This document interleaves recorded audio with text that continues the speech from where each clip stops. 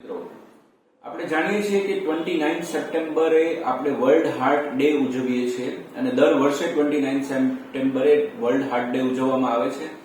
આ initiative world heart federation જે WHO નો એક પાર્ટ છે એને ઇનિશિયેટ કરેલું છે હાર્ટની અવેરનેસ માટે, હાર્ટને થતા રોગોને અટકાવવા માટે અને પ્રિવેન્ટ કરવા માટે. તો આ વખતની જે 2024ની વર્લ્ડ હાર્ટ ડે ની થીમ છે એ છે use heart for the action.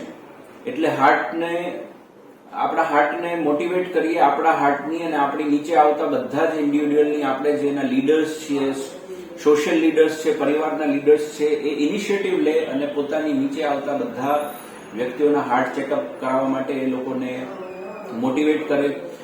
એનું રીઝન છે કારણ કે હાર્ટ ચેકઅપ થાય તો હાર્ટની બીમારીઓ હાર્ટને નુકસાન કરતા પહેલા પકડાઈ જાય અને એનું ઈલાજ કરી શકાય અને નબળા હાર્ટ સાથે વ્યક્તિને જીવવું ન પડે.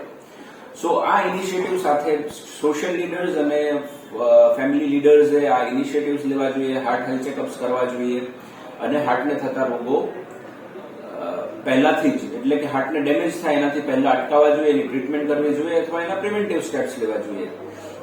હાર્ટને લગતી જે સારી હેબિટ્સ છે અથવા સારી લાઇફસ્ટાઇલ છે, ડાઇટ છે, એની વાત કરું તો આપણે ઊંઘ બરાબર લેવી જોઈએ, એટલીસ્ટ 8 અવર્સની, 6 to 8 અવર્સની ઊંઘ હોવી જોઈએ, 6 થી 8 કલાકની. આપણી ડાઇટ સંતુલિત હોવી જોઈએ, જેમાં વિટામિન્સ, ફળ, શાકભાજી, પ્રોટીન એ ભરપૂર હોવા જોઈએ. કાર્બોહાઈડ્રેટ વજન પ્રમાણમાં લેવા જોઈએ. ફેટ લિમિટ કરવું જોઈએ. આઉટસાઇડ સ્નેક્સ જે હોય છે જેમાં ફેટ વધારે હોય છે, એવા કોલેસ્ટ્રોલ વધારે હોય છે, એવી વસ્તુ આપણે ન ખાવી જોઈએ. યોગાભ્યાસ, એક્સરસાઇઝ, ફિઝિકલ એક્ટિવિટી એટલે કે ચાલવા કરવાનું વધારે રાખવું જોઈએ. સ્ટ્રેસથી દૂર રહેવું જોઈએ.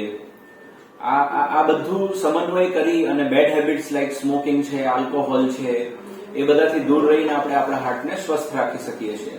તો use heart for the action and keep your heart healthy. Thank you so much.